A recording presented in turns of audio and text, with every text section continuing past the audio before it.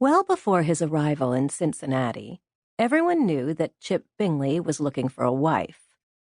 2 years earlier, Chip, graduate of Dartmouth College and Harvard Medical School, scion of the Pennsylvania Bingleys, who in the 20th century had made their fortune in plumbing fixtures, had, ostensibly with some reluctance, appeared on the juggernaut reality television show Eligible.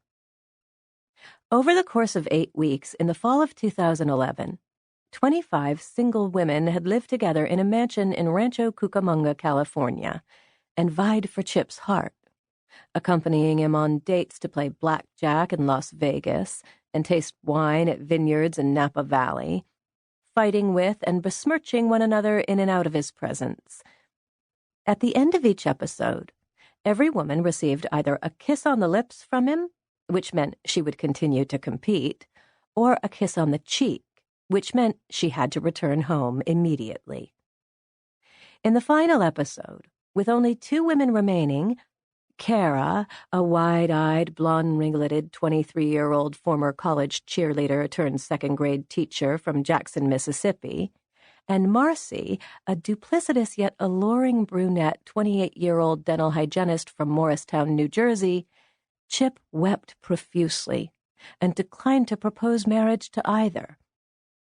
They were both extraordinary, he declared, stunning and intelligent and sophisticated, but toward neither did he feel what he termed a soul connection.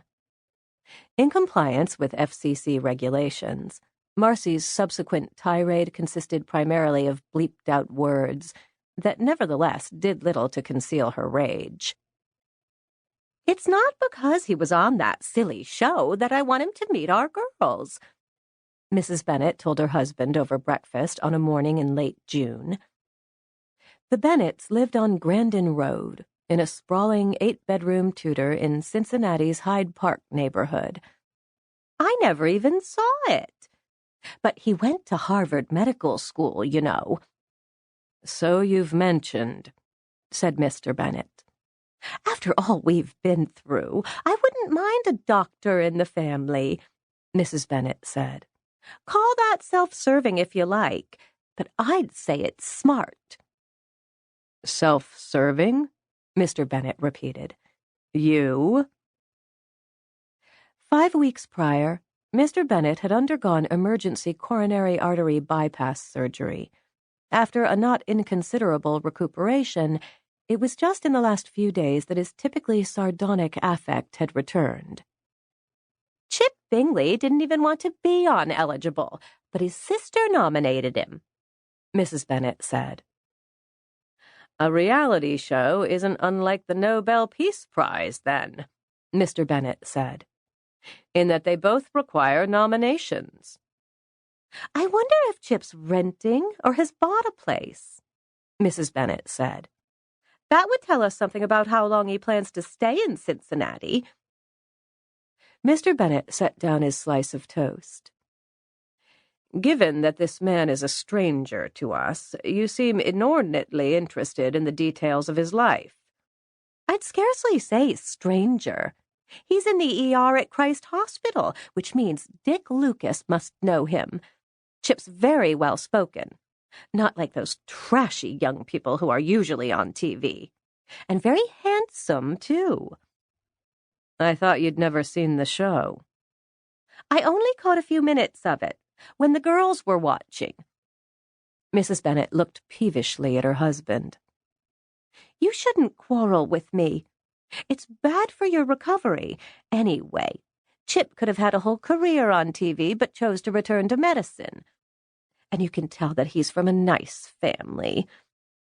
Fred, I really believe his moving here right when Jane and Liz are home is the silver lining to our troubles."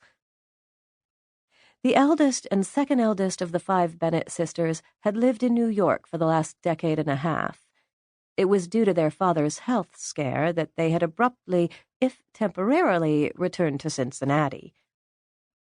"My dear," said Mr. Bennet, "if a sock puppet with a trust fund and a Harvard medical degree moved here, you'd think he was meant to marry one of our girls." "Tease me all you like, but the clock is ticking. No, Jane doesn't look like she'll be 40 in November, but any man who knows her age will think long and hard about what that means. And Liz isn't far behind her. Plenty of men don't want children.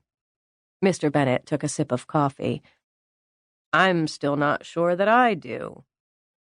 A woman in her 40s can give birth, Mrs. Bennet said, but it isn't as easy as the media would have you believe. Phyllis and Bob's daughter had all sorts of procedures, and what did she end up with but little Ying from Shanghai? As she stood, Mrs. Bennet glanced at her gold oval-faced watch. I'm going to phone Helen Lucas and see if she can arrange an introduction to Chip.